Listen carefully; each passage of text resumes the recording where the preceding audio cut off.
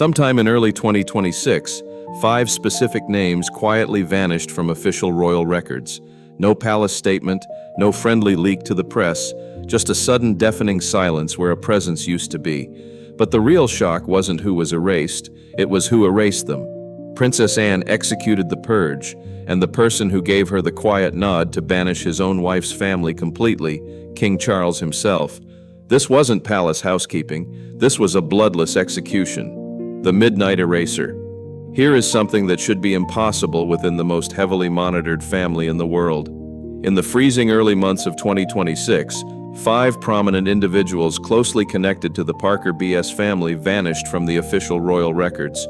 There was no formal announcement, no royal decree read aloud, and no carefully worded palace statement handed out to the eager journalists. There was just an absence, a sudden glaring absence where a heavy presence used to be. That detail alone would typically be the entire story. But it is not the real story here. Royal rosters, elite patronage lists, household records, and highly restricted douche accounts do not update themselves. Someone in a room has to decide who stays and who goes legally. Someone has to weigh the brutal optics, carefully consider the political timing, and make the final devastating call. Here's the strangest part about how this execution unfolded. It wasn't the British public who noticed the purge. The public had absolutely no idea it was happening. It was the obsessive individuals who tracked these obscure lists for a living. Veteran royal correspondents, deep palace watchers, and forensic researchers who cross-reference household employment records the way some people obsessively follow football scores spotted the sudden, glaring gaps in the digital paperwork. They began making quiet phone calls to their inside sources. What came back wasn't a standard palace denial, it was total, absolute silence. If you know anything about how the royal world operates behind closed doors, you recognize what that means. Inside royal circles, silence is a distinct kind of confirmation. A loud denial is simply a statement you can challenge, but silence is like a heavy oak door being quietly locked in your face. And 5 doors had just been firmly closed. Please picture how bizarre and terrifying that scene really is. We are so accustomed to royal news arriving as a massive orchestrated spectacle, a crowded balcony, a golden carriage, a severe statement formally read out on the cold palace steps.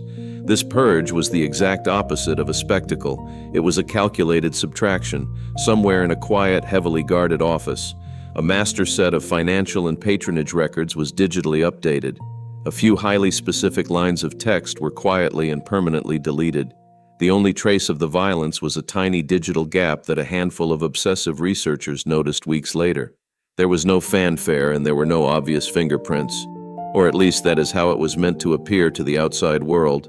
Honestly, that is exactly what tipped off insiders that this particular move mattered more than anything else that decade. In this ruthless world, the bigger the decision, the quieter it tends to be made. The loud events we see on television are simply theater for the masses. The real bone-crushing power moves happen in total silence in the tiny edits that nobody is supposed to catch. So, who was actually removed from the beating heart of the royal machine? Let's be incredibly specific because the names absolutely matter. Tom Parker BS would be the first name you might recognize. Camilla's only son, he is a successful food writer, a published author, and a minor television personality. He spent 20 years carefully building a public profile that appeared on the surface to be entirely his own. Much of it was his own hard work. However, it's easy to overlook that this supposed independence was always undeniably heavily funded by his connection to the royal family. His success was fueled by quiet access to the right rooms, elite events, and untouchable people, all of which traced directly back to his mother's elevated position inside the palace. It didn't matter if anyone ever said it out loud. It was the invisible currency he spent every single day. Then there's Laura Lopes, Camilla's only daughter. She maintains a much lower profile than her brother, but is no less woven into the royal fabric. She has consistently appeared at exclusive royal events and has maintained warm relationships with senior palace staff. She has smoothly navigated those terrifyingly exclusive spaces, benefiting from the unquestioned institutional goodwill that comes with being the Queen Consort's child. Behind Tom and Laura, 3 more significant names from the wider Parker BS network reportedly lost their royal footing as well. They instantly lost their elite patronages and quiet advisory roles. Those incredibly soft, highly lucrative appointments that never make the front pages when first handed out. They barely cause a ripple when they are suddenly and violently taken away in the dark. And that, by the way, is the entire point of how this was executed. It is infinitely easier to quietly suffocate someone's influence and remove them from a list when absolutely nobody in the public is actively watching. The 20-year illusion. I keep returning to one specific detail that changes the way we view the brutality of this entire royal purge. Consider what it truly took to establish the 5 names of Parker BS within such a rigid institution in the first place. Charles and Camilla were married in April 2005 in a highly controversial civil ceremony at the Windsor Guildhall. The public's reaction at that time was to be brutally honest, extremely mixed at best. A significant portion of the country still firmly associates Camilla with the tragic and highly public collapse of Charles and Diana's marriage. To many, she was the enemy, the outsider. In response, the palace communications team launched a massive, lengthy, and painstakingly careful public rehabilitation campaign. This effort cost millions and took decades of relentless spin. A crucial part of that expensive initiative involved normalizing the Parker BS family's presence within royal spaces. Slowly, Tom and Laura began appearing at minor events. Their names started to show up in reputable social columns, charity brochures, and palace records. Over 2 agonizing decades, they gradually became permanent fixtures in royal life. While they were never officially designated as working royals or permitted to wave from the famous Buckingham Palace balcony, the guards consistently recognized them, and they were fully integrated into the royal framework. This extensive campaign took 20 long years of effort to establish. In stark contrast, what Princess Anne did to them in a single moment took only a fraction of that time. It invites reflection on how lopsided this situation is. It takes 2 decades to build an ironclad institutional presence. Yet one decisive act from the right person can dismantle it overnight. One specific detail stands out vividly and transforms the situation from simple palace housekeeping into something more profound. Princess Anne's own children, Peter Phillips and Zara Tyndall, were never placed on the official royal payroll. Anne made this deliberate choice when they were very young. She insisted they have no royal titles and no reliance on public palace resources to support their lives. Her direct instruction was both harsh and fair. They needed to build their own lives independently, and they succeeded. Peter pursued a career in standard sports management, while Zara became a highly successful Olympic equestrian. Neither of them ever depended on their royal connections for personal income or public standing. Now consider what this means in the current context. Princess Anne imposed this demanding standard on her own children decades ago, requiring them to struggle. In applying the same rigorous criteria to someone else's privileged children, she sent a clear, powerful message. This is not a trivial dispute or a petty, vindictive move over family disagreements. It reflects the actions of a formidable woman making a significant institutional statement. The stringent rules I set for my children apply to yours too. When news of this situation first emerged in royal press circles, the initial interpretation suggested it was merely a reaction to the Prince Andrew scandal. It was believed the palace was in damage control mode following the fallout surrounding Andrew in early 2026. The assumption was that any semblance of nepotism would become a public liability, prompting a cleanup before the criticism intensified. While this perspective has some merit, it fails to capture the full picture. If this purge were solely about managing optics, the response would likely be broad and sweeping, executed by the palace's communications machine in a coordinated cleanup targeting many minor royals. However, that is not what occurred. This specific action points directly to one senior royal acting with precise intent toward one particular family. The decision to remove them clearly bears Princess Anne's fingerprints, not those of an anonymous committee or a polished communications team. This reality raises troubling questions about Anne's motivations. Was she acting on unwavering principles? Did deep-seated personal feelings drive her? Did she receive direct instructions from Prince William, who has been quietly consolidating his authority? Or could it be a disturbing combination of all three? It's crucial to consider that the true motivations behind her actions may be darker than simple grievances. The cold executioner. To understand Princess Anne's view of the Parker Bowles family, we need to look closely at her actions and decisions. Princess Anne has been close to the events surrounding Charles and Camilla's relationship. Unlike others who watched from afar, she experienced the drama firsthand and witnessed Diana's struggles and the collapse of her marriage to Charles, which damaged the royal family.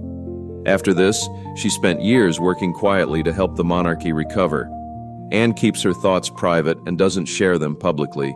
Instead, she shows her feelings through her actions. She doesn't speak to the press, give interviews, or make public statements. Instead, she makes choices that reveal her views. For instance, when Charles and Camilla married in 2005, Anne attended the wedding and stayed silent. She has never criticized Camilla in public. However, she maintains a distance from the Parker BS family. She doesn't engage with them at events or support them in royal duties. This distance is intentional. Anne and Charles grew up together and they understand the monarchy deeply. Anne works hard and takes her duties seriously without seeking public approval. The real issue for Anne arose when Camilla's family started appearing at royal events. Anne sees this as a problem for the monarchy. After many years of feeling this way, Anne finally took action, especially as the palace faced public pressure. Her patience and careful planning show she is strategic, not impulsive. Anne is committed to the royal institution and acts to protect it, the king's ultimate betrayal. Princess Anne has clear thoughts about the situation, but a tougher question remains. What does King Charles think? He didn't just let this situation unfold, he approved it.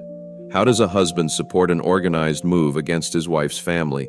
This needs explaining. Charles turned 76 in November 2025 and celebrated quietly with a small family gathering. This was very low-key compared to royal standards. Photos from that time show the strain he is under. He carries a heavy burden dealing not just with the pressures of the crown, but also with his health. Charles is undergoing cancer treatment, which was first diagnosed in February 2024, although the type of cancer has not been made public. Despite his illness, he continues to fulfill royal duties, attending many events and meetings. He works hard, showing quiet discipline that often goes unnoticed. His health situation changes how he thinks about his decisions. A king with health issues starts considering his legacy and how he will be remembered after he dies. He worries that family scandals like those involving Prince Andrew could hurt the royal image. When Princess Anne suggested removing the Parker Bulls surname from official royal lists, Charles quickly saw the need for this action. Though it seems like a betrayal to his wife Camilla's family, he chooses to prioritize the crown over personal feelings. Charles loves Camilla and has faced much public scrutiny for their relationship. However, he believes that allowing her family to be more visible in the royal context is not sustainable. In the end, his devotion to the crown takes precedence over family ties. The heir's invisible hand. We now come to a crucial point that palace insiders keep discussing quietly. It's about a name you probably thought of early on, Prince William. Over the past year, William's power within the palace has grown significantly. He has gained nearly total control. King Charles has been careful in handing over responsibilities. In 2025, he officially allowed William and Catherine to grant royal warrants, a significant privilege that monarchs usually keep to themselves until they pass away. Charles has quickly positioned William as the clear future leader, moving beyond the usual heir and waiting narrative. According to several concerned sources, Charles has been giving William more influence over the direction of the royal institution. William is now effectively managing operations, making it clear that anyone without a direct role could be seen as a liability. He has used this strict approach to remove Andrew's household and reconsider security for less important family members, including the Parker BS family, which he thinks is unnecessary. A key question is, why did William involve Princess Anne in this process? If he wanted to remove certain names and Charles agreed, why not let the staff handle it quietly? The answer lies in Anne's respected reputation. She has no personal ambitions that affect her actions. Her involvement adds legitimacy to what could be seen as a harsh decision by William, framing it instead as a matter of principle.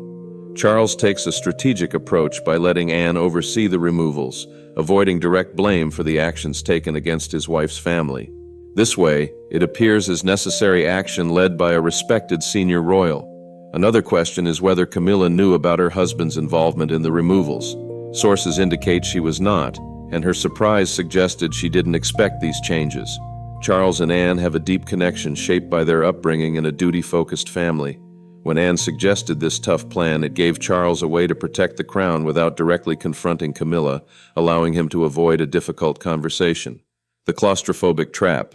Camilla has lost more than just 5 names from a list. While she is still the queen consort and has royal duties, there is a big difference between having a title and having real influence. The support that typically comes from being close to the king has been quietly taken away. Tom Parker BS lost not only a title, but also the benefits that came with his mother's royal position, like quick responses to calls and easy access to invitations. These advantages were never written down, but they mattered.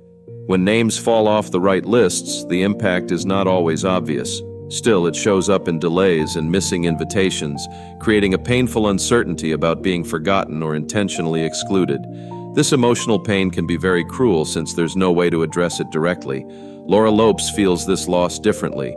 Her connection to royal life gave her access to private family events and smooth movement through the palace.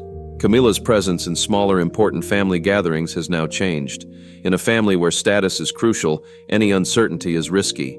The recent removal of 3 family names has shattered the carefully built image of the Parker BS family as legitimate members of the royal circle. Camilla's situation is now fragile. Charles, her ally, seems to have allowed this recent change, making it hard for her to seek support without feeling embarrassed. William, who interacts with Camilla in a civil but cool manner, carries his own trauma from losing Diana. This history affects his relationship with Camilla, making it about Diana rather than her. Camilla faces a tough reality where William's support system seems to be turning against her family, leaving her isolated and at a critical point emotionally. William, now 15, matured significantly after losing his mother. He believes the royal family should be smaller and based on hard work. Then there's his aunt, who has a strong reputation and a disciplined approach to royal life.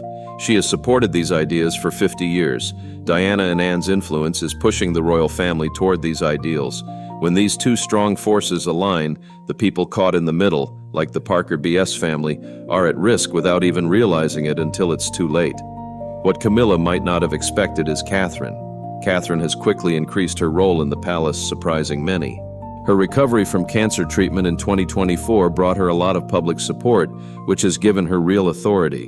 When people admire you publicly, they are likely to support you behind the scenes.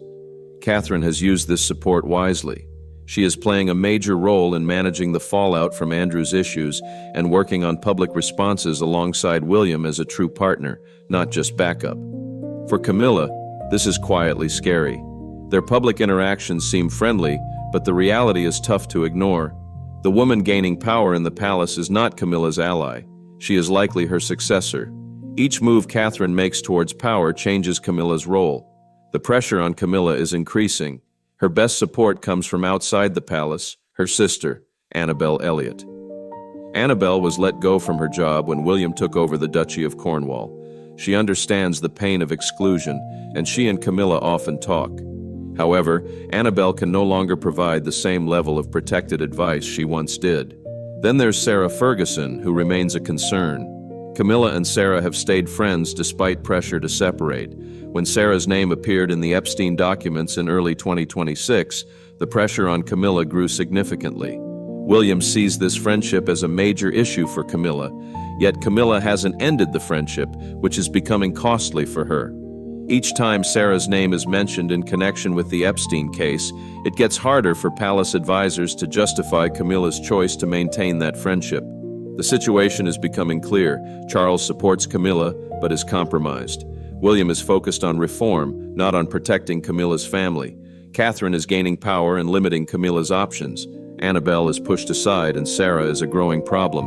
The pressure is mounting around Camilla now more than ever since she became queen consort. She has survived difficult situations before, but she has never faced one where the pressure comes from so many powerful sources at once. The most troubling part is that the person moving against her family has the quiet support of her own husband. This pressure is intense and may break someone. So, who is really in control of the palace? Is it Charles working from the shadows? Is it William leading the charge? Or is it Princess Anne finally making changes after years of silence? Share your thoughts in the comments below, and remember to subscribe. The palace underestimated the impact of 5 deleted names. They are about to learn that silence can speak volumes.